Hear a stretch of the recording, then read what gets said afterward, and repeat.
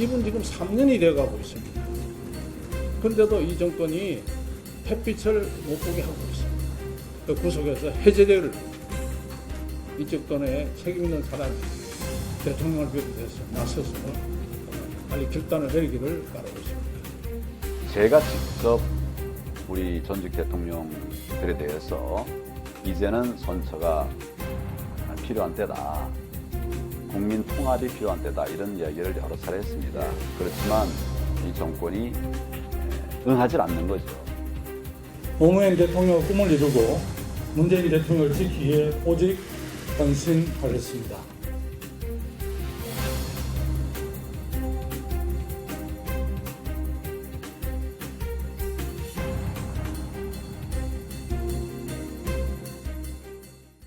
네, 설 연휴 지나고 신종 코로나 바이러스 확산으로 어수선한 가운데 안철수 의원의 바른미래당 탈당과 김문수 전 의원의 신당 창당, 보수 대통합의 길에 참 여러 가지 변수들이 등장하고 있습니다. 데이터로 풀어보는 정치 데이터앤 이슈 남일재, 진시원 두 분 교수님 그리고 유아름 시사평론가와 함께 시작해 보겠습니다. 한국당 대표 그리고 또 공관위원장 또 새로운 보수당도 이야기를 했습니다. 지금 박근혜 대통령 석방 카드 이야기가 계속 나오고 있는데 교수님 어떻게 보십니까? 진짜 석방을 원하는 걸까요? 네, 뭐 박근혜라는 카드는 보수에서는 여전히 유효한 패죠. 네. 중요한 패인데, 저 지금 요즘 문바 못지않은 네. 콘크리트 지지율을 가지고 있는 속칭. 네. 속칭 그랬고 선거의 여왕이었고 네. 그렇습니다. 근데 이런 박근혜 대통령이 오랜 세월 지금 수감 생활을 하고 있어요. 그렇습니다. 또 네. 고령의 여성이고 인간적인 면모도 분명히 있을 거예요. 네. 근데 그런 데 대해 가지고 요즘 청와대 하는 모습을 보면서 네. 박 대통령에 대하여 등을 돌렸던 많은 보수 쪽, 중도 쪽 사람들도 네. 인간적인 면모에 대한 미안함 같은 건 좀 상대적인 미안감은 좀 있을 거예요.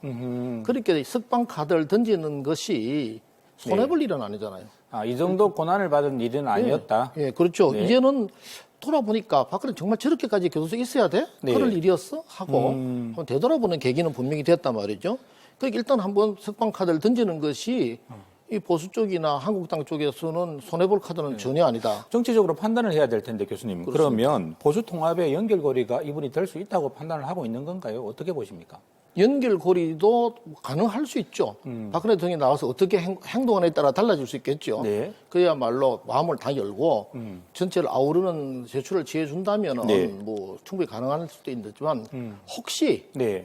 약간 비틀어져서 네. 보수를 분열시키는 그런 역할도 할 수 있지 않겠나 그때 생각되는데 탄핵했던 분들 나 아직 그렇습니다. 잊지 못하고 잊지 있어요. 못하고 라고 있다든지 나오신다면. 그래서 결국에는 싸우자고 달라들거나 원한 대 원한으로 풀면은 답이 네. 없고요. 결국은 통합이라고 하는 것이 대화합 아닙니까? 네. 대화합의 차원에서 나와준다면 뭐 보수로서는 충분히 받아들일 만한 그런 카드가 될 수 있다. 네. 또 그렇게 괜찮은 보시네요. 패다. 예. 어떻게 보십니까? 뭐 저는 정치적인 언급이라고 봅니다. 네. 왜냐하면 첫 번째는 아직 지금 형이 확정이 안 됐거든요. 재판 중이고 그렇기 때문에 3.1절 특별 사면을 하기 어렵습니다. 네. 3.1절 특사가 되려면 지금 예. 재판이 2월 중에 마무리가 돼야 네, 되는 그건 거죠. 뭐 어렵다는 게 지금 법조계의 얘기고요. 네. 어려운 얘기를 지금 꺼낸 거거든요. 아하. 그거는 이제 정치적인 의미가 있다는 것이고 이제 뭐 남 교수님 말씀하신 것 같은데 첫 번째 정치적인 의도는 일단 보수 대통합의 일종의 상당히 좋은 시그널을 한번 보내주는 것이죠. 그래서 네. 뭐 황교안 대표도 언급을 했고 이제 사면돼야 된다, 특별 네. 사면. 근데 김영호 또 공관위원장도 얘기를 했단 말이죠. 그렇습니다. 거기다가 또 유승민 대표가 또 거기에 또 그렇습니다. 화답을 했습니다. 이제 해야 된다. 유승민 대표까지 얘기를 했으면 거기에 네. 대해서는 보수 대통합을 박근혜 전 대통령을 중심으로 해서 연결고리가 있다는 걸 셋이 확인을 해준 거거든요. 네. 근데 제가 왜 이게 또 정치적인 술사냐면은 남 교수님도 말씀하셨지만은 이게 잘못될 수도 있거든요. 예를 들어서 공천 당시에 그 탄핵 당시에 문제가 다시 불거질 수 있거든요. 네. 그렇게 되면 보수 대통합은 오히려 물 건너가 버리는 거기 되기 때문에 이런 걸 알면서도 미래가 불확실한 때 그러면 실질적으로 이 특사를 확실하게 추진할 것인가, 네. 그렇게 강하게 요구할 것인가, 그렇긴 또 힘들다고 보거든요. 그래서 상당히 정치적인 발언 같습니다. 자, 한국당이 박근혜 전 대통령의 석방 카드를 들고 나왔다면 민주당은 이른바 셀럽 마케팅을 요즘 하고 있는 것 같아요. 민주당에서는 소위 말하는 이낙연 전 총리 카드가 아주 핫합니다. 네. 이번에 종로에 출마하면서 공동선대위원장을 맡게 됐는데요. 네. 차기 대선 주자 지지율 1위답게 여러 후보들로부터 지금 러브콜을 받고 있습니다. 일단 8명의 예비 후보들의 후원회장을 맡게 됐는데요. 네. 이 가운데 배재정, 최태경, 박성현 세 예비 후보가 일단 이낙연 사단으로 분류가 되고 일단 있습니다. 우리 지역에서는 저 세 분이고 그렇습니다. 전국적으로서는 좀 8분 정도가 된다 그죠? 네. 그래서 이번에 이낙연 카드가 얼마나 후광 효과를 낼지 네. 지켜볼 일이네요. 서로 도움이 될까요? 이낙연 총리가 전 예. 총리가 최태경 그 후보 같은 경우에는 직접 전화를 해서 예. 뭐 이게 격려도 하고 하는 과정에서 후보를 직접 맡아줄게, 후원회장을 맡아줄게 이렇게 이야기를 했다고 하는데 근데 제가 보기엔 좀 경선이나 본선에서 후원회장만으로는 그렇게 큰 영향이 없을 것 같다. 예를 들어서 그런데 이 또 선대위원장 아닙니까? 네. 민주당? 그러니까 선대위원장이기 때문에 이 지지 유세 같은 걸 또 내려와주면 그것도 또 도움이 되지 않겠나 이런 생각입니다. 근데 조금 생각이 다르게 볼 수도 있어요. 네. 이낙연 총리에 대한 호감도가 있는 건 분명하거든요. 분명 좋고 인지도 있고 네. 그분이 뒷배가 된다는 거 좋은 일이죠. 근데 문제는 아까 세 분 이름 거론했던가요? 네. 그분들과 이낙연 씨와의 관계를 부산 시민이 얼마나 아느냐. 그 세 분 자체가 얼마나 인지도를 가지고 시민에게 어필하느냐. 네. 본인들이 더 중요하단 말이에요. 그렇겠죠. 후보 본인들은 시민들에게 별 어필되지도 않고 있고 그분들과 이낙연 총리의 관계도 네. 시민들이 별로 알지 못하는데 자기들끼리 한 얘기다. 이게 문제예요. 네. 그러니까 이낙연 총리에 대한 호감도도 그분의 네. 개인적 인품에 대한 호감도가 큰 것이지 그분이 부산에 대한 정치적인 호감도가 높은 건 아닐 거란 말이죠. 부산 시민들이 이낙연 씨를 정치적으로 지지하느냐 그거하고 네. 인간에 대한 이낙연에 대한 호감도를 주는 건 다른 얘기다 생각하거든요. 분리해서 생각해 볼 필요가 있다는 그렇습니다. 말씀이십니다. 네. 오히려 이낙연 씨의 강한 그 민주당의 후보 이미지가 이분들에게 마이너스 될 수도 있어요. 알겠습니다. 예, 그런 측면도 있을 수 있겠네요. 예, 예. 현실적으로. 네. 대통령과의 인연을 강조하는 분이 또 한 분 더 있습니다. 최근 들어서 가깝게는 김두관 전 경남도지사 이야기입니다. 현재 그 경기도 김포 지역의 국회의원이기도 하신데요. 어제 기자회견 갖고 문재인 대통령의 사제가 있는 양산 지역에 도전장을 냈습니다. 지역주의 극복과 문재인 정부 성공을 위해 제1신호 편안함을 벌이겠습니다. 노무현 대통령의 꿈을 이루고 문재인 대통령을 지키기 위해 오직 헌신하겠습니다. 4.15 총선 낙동강 전투에 이제 선봉에 선 셈이 된 거네요. 맞습니다. 장고 끝에 김두관 의원이 지역구인 김포 을 대신에 양산행 열차를 탔습니다. 네. 예, 공교롭게도 김 의원과 홍준표 전 대표 그리고 김태우 전 지사까지 경남의 전직 지사들이 모두 PK 총선에 뛰어드는 그런 모양새가 되다 그렇네요. 보니까 네. 자연스럽게 어떤 대결 구도가 만들어지는 상황인데요. 네. 그동안 고향 출마를 공언해왔던 홍준표 전 대표가 선방을 날렸습니다. 장수는 병졸과 싸우지 않는다 이렇게 말을 했는데요. 여기서 장수는 물론 홍준표 전 대표 본인이겠고 네. 병졸은 김두관 의원이겠죠. 아무래도 양산에 김두관 의원이 나온다고 하니까 자유한국당 입장에서는 맞수로 또 홍 전 대표가 거론될 수밖에 없는 그런 네. 상황인데 홍 전 대표 입장에서는 한마디로 격이 다르다면서 언짢은 기색을 내비친 겁니다. 이렇게 선공을 홍 전 대표가 시작하자 몇 시간 뒤에 김두관 의원은 또 이렇게 화답을 했는데요. 나는 병졸이 맞다. PK 승리를 위해서 백의종군하고 나선다. 홍 전 대표는 9겹으로 쌓인 담장 안에 깊은 궁궐에서 잘해봐라. 그런다고 당대표가 그러라고 놔두겠느냐. 나는 치열한 낙동강 전투의 선봉에 선다. 이런 의미심장한 글을 남기기도 했는데요. 일단 각 당의 입장에서 보면은 김두관 의원이 어떤 명분이나 타이밍 면에서는 좀 앞서는 것 같기도 한데 네네. 실제로 양산에서 두 사람이 맞대결을 펼칠지 지켜볼 일이네요. 그렇네요. 자, 장수와 병졸이 잽을 주고받았습니다. 경기 관전평 해주셔야겠는데요. 그건 뭐 쫄병이라고 안 그런 게 다행인 것 같습니다. 더 난리가 났을 것 같은데. 예, 제가 보기에는 홍준표 대표가 뭐 응하지 않을 것 같아요. 예, 왜냐면은 이미 본인은 고향에 밀양, 창녕, 함안에 공헌을 하지 않았습니까? 나오겠다고. 그렇습니다. 네. 그런 상황인데 이게 밀려서 다시 양산 을로 내려온다. 이러면 여태까지 황교안 대표나 뭐 공관위원회 이쪽하고 네. 대척점에서 좀 경쟁을 벌여왔는데 스스로 굴복하고 들어가는 것이거든요. 네. 그래서 홍준표 대표는 그럴 수는 없는 것이고 또 하나는 지금 본인이 또 이랬단 말이죠. 병졸이라 그랬단 말이죠. 네. 자기는 이제 당대표까지 하고 또 대선 후보까지 나가지 않았습니까? 그렇습니다. 네. 그런데 상대는 아니었다는 거죠. 대선 후보 경선에서 탈락한 사람이기 때문에 네, 네. 한 수 아래기 때문에 자기는 한 수 아래 사람하고는 안 하겠다라는 얘기거든요. 네. 정면 승부 가능성은 저는 없다고 봅니다. 김형호 공관위원장이 이런 이야기를 했습니다. 당 대표급 그 후보들 또 광역단체장을 지낸 이런 또 그분들이 무슨 신청하는 걸 보고 그리고 그대로 받아들이지는 않을 것입니다. 신청하는 걸 보고 또 우리가 여러 가지 각도에서 판단하고 검토하고 할 것이다 하는 말씀을 드립니다. 제가 한번 알아보니까 다음 달 3일 홍준표 전 대표가 아예 밀양으로 이사를 오신다고 하는 것 같은데요. 이거 배수의 진을 친 거죠. 그렇죠. 무소속이라도 나갈까요? 어떻게 홍준표 보십니까? 대표로서는 뭐 밀양 장령에 나올 거니 기정사실이고요. 처리하면 자기가 정치적 타격을 또 더 입을 거예요. 처리하면 더 문제가 더 될 수 문제가 있다. 되죠. 네. 그래서 아까 방금 마친 그 양산더비라는 건 참 의미가 없는 얘기인데 언론이 만들어낸 것 같은데 네. 김두관 의원의 양산에 출발을 하면서 언론 프레임 멋지게 했죠. 아하. 그래서 네. 그런 거 만들어냈는데 한국당이 거기에 말려들어갈 이유는 전혀 없죠. 아하, 그러니까 네. 홍준표 같은 사람을 김두관하고 붙여가 이겨본들 더 될 거 없고 저도 큰 문제고. 아하, 그런데 한국당 한국당 입장에서는? 그럴 수도 않을 것이고 네. 차라리 김두관 후보 정도라면 네. 전에 이번에 석패했던 이장군 씨 같은 게 한 1200표로 떨어졌거든요. 아하, 네. 그러니까 그분이 지금 딱 갈고 있어요. 그러니까 저를 그런 양반을 과거 도지사 선거에서 팍 말씀이죠? 붙여가지고 네네. 김두관 씨한테 이겨주면 네. 얼마나 좋은 거고. 그저 좀 석표를 내가 바짝 붙여줘도 네. 한국당 손해 볼 거 없잖아요. 근데 왜 거기다가 홍준표를 보내겠어요? 그러니까 그러면. 김두관 씨의 양산 출마 변의 네. 언론 플레이를 도와주는 꼴밖에 안 된다. 이건 뭐 별로 의미가 이런 없다. 이야기도 했습니다. 지금 경남 지역구가 16곳인데요. 뭐 절반 정도는 우리 민주당이 가져올 수 있지 않겠는가. 뭐 이런 뉘앙스의 이야기도 했습니다. 어떻게 보십니까? 뭐 희망사항이겠죠. 현재는 세석입니다. 예, 네. 현재의 분위기, 더군다나 최근의 분위기로 봐서 민주당 후보들이 그렇게 선전하리라고 볼 수 있는 네. 시각은 별로 없다. 그렇게 생각합니다. 알겠습니다. 이제 여론조사를 한번 넘어가 보겠습니다. 지난주에 한 주에 설 연휴도 있었고요. 예, 코로나 바이러스 확산, 범보수, 신당, 창당 등의 여러 이슈들이 있었는데요. 정당 지지도, 국정 지지도 한번 살펴볼까요? 네, 먼저 대통령 국정 지지율부터 한번 보시겠습니다. 네. PK로 보나 전국으로 보나 부정평가가 긍정평가를 앞서고 있는 모습이었는데요. 특히 이번 주에 전국으로 봤을 때 부정과 긍정의 격차가 5.5%포인트로 오차범위 밖으로 벌어졌다는 게 특징이라고 할 수 있겠고요. 네. 그리고 우리 지역으로 보면 부정과 긍정의 격차가 11%포인트 정도로요. 전국 격차의 2배를 딱 보이고 있습니다.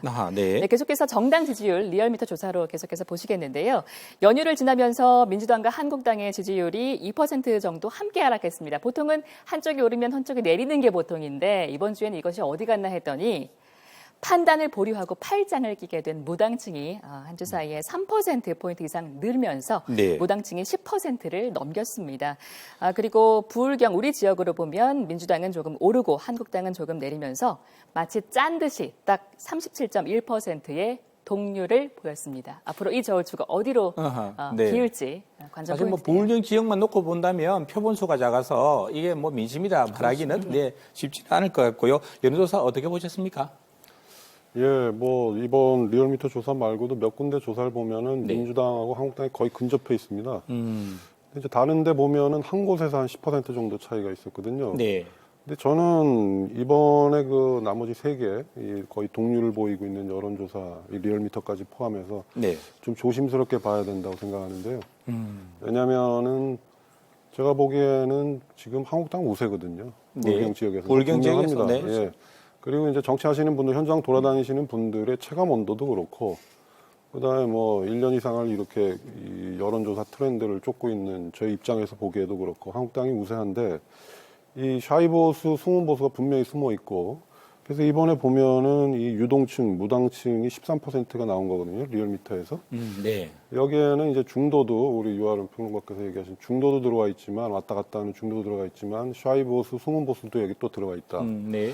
이렇게 본다면은 그 정도 숫자 정도로 한 10%나 10% 안 정도로 한국당이 우리 부산 지역, 부울경 지역에서 우세를 보이고 있는 게 네. 아닌가. 저는 이렇게 생각하고 있습니다. 근데 한국당에 좀 기대감이 컸기 때문에 조금 더 한국당을 지켜보자는 거겠죠. 그래서 그거를 무당청이다 이렇게 보기보다는 네. 일종의 관망청, 결국 어디론가 자리를 잡을 거예요. 자리를 잡는데 조금 더 탄탄한 기회를 보고 있는 거죠. 그러니까 네. 지금 무당청이라고 그러면 아예 정치 무관심층이 돼버리니까 그거는 옳은 표현이 아닌 것 같고요. 네.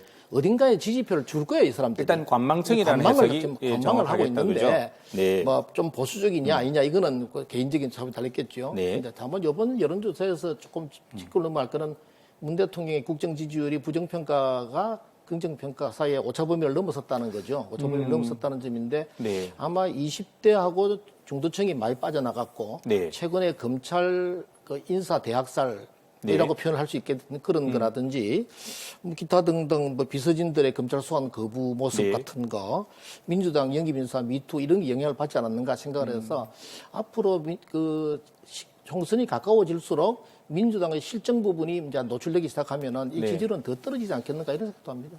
알겠습니다. 예. 그리고 또 흥미로운 여론조사가 하나 더 있었죠. 맞습니다. 장안의 화제입니다. 네, 리서치앤리서치와 세계일보가 발표한 차기 대통령 적합도 조사였는데요. 네.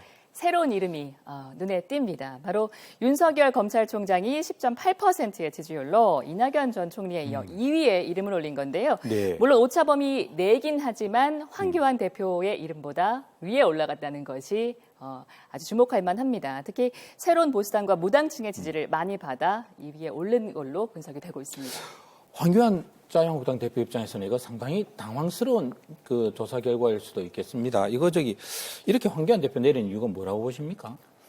예, 이게 지금 뭐 여러 가지 이유가 있겠지만 일단 처음에 제 생각이 드는 것은 네. 용산 지역에서 이낙연 전 총리와의 종로 정면 지역? 대결을 종로죠. 네네. 예.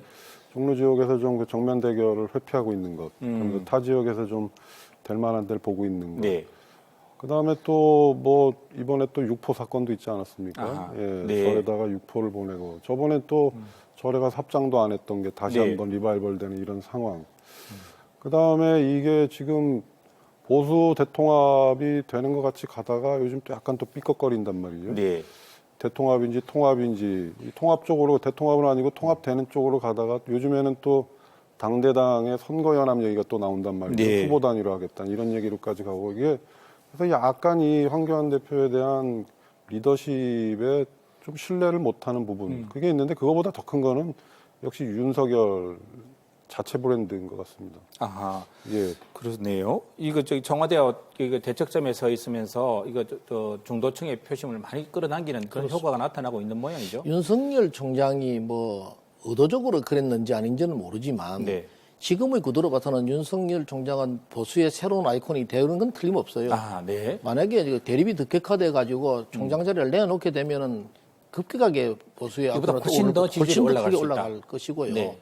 지금 나오는 것만 해도 황교안 대표의 또 후보 경쟁이 만약에 된다고 한다면 흥행이 될 수 있잖아요. 아하. 보수 쪽에 흥행을 유도할 수 있기 때문에 네. 보수로서는 좋은 일이죠. 그래서 두 후보가 황교안 한 분이 금방 진 교수님 말씀하신 대로 상당한 한 2% 모자라는 뭔가 답답한 네. 보수가 그를 리드로 내세우기는 뭔가 답답한 거 있는데 여기에 대안이 하나 나타났다라고 네. 하는 측면에서 많은 화제를 끌고 있단 말이죠. 그러니까 윤석열이라고 하는 카드가 오히려 그 흥행을 유도하면서 나중에 어느 쪽으로 한쪽으로 모이게 되면은 그 결집의 효과가 있지 않겠는가 이렇게 보는 거죠. 황교안 대표 입장에서는 당황스러운 소식이겠지만 보수 전체의 판을 놓고 봤을 때는 희소식일 수 있다. 그렇습니다. 네, 그런 말씀이시고요. 저는 좀 다른 생각도 있는데요.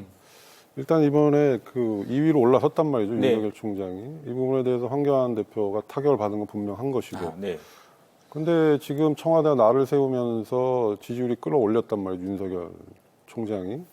근데 더 올라가게 되면 지금 2위가 계속 고정이 된다면 저는 네. 한국당하고 황교안 체제에서 가만히 안 있는다고 봅니다. 그래서 오히려 양쪽에서 이 공격이 들어오는. 그래서 여야 지금 모두로부터 그렇죠. 윤석열 이제 총장이 한국당에서는 윤석열이 너무 독주를 하게 되면 거기에 대한 견제고 그다음에 나중에는 이제 잘 활용하고 토사구팽하는 이런 가능성도 있는 것 아닌가.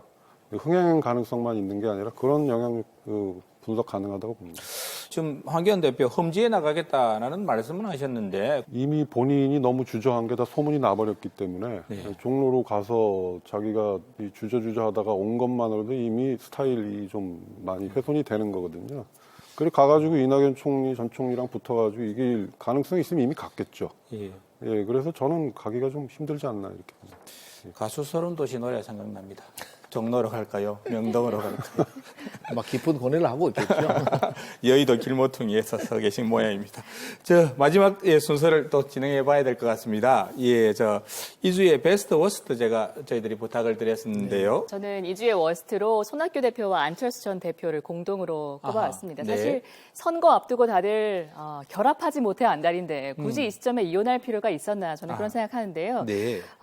정말로 안철수 전 대표가 손 대표가 떠나야 당이 산다고 생각했다면 좀 더 명분 있는 퇴로를 만들어주는 게 맞지 않았나 이렇게 생각을 합니다. 만약에 그렇게 했다면 본인의 명분도 살고 그리고 투표용지의 어떤 기호나 아니면 네. 작은 면에서도 훨씬 실리를 챙길 수 있었을 거라고 저는 보고요.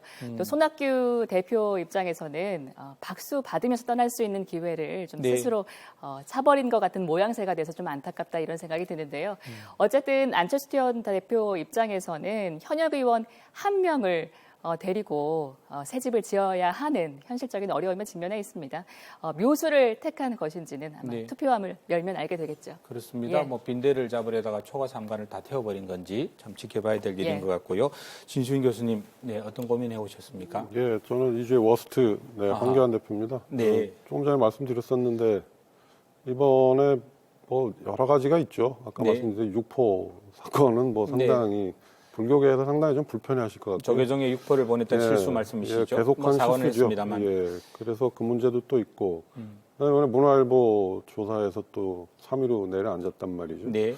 그걸 보면은 리더십에 타격이 들어온 거고 본인만의 타격이 아니라 어찌 보면은 보수를 신뢰하시는 분들이 상당히 좀 네. 논란감도 있는 것이거든요.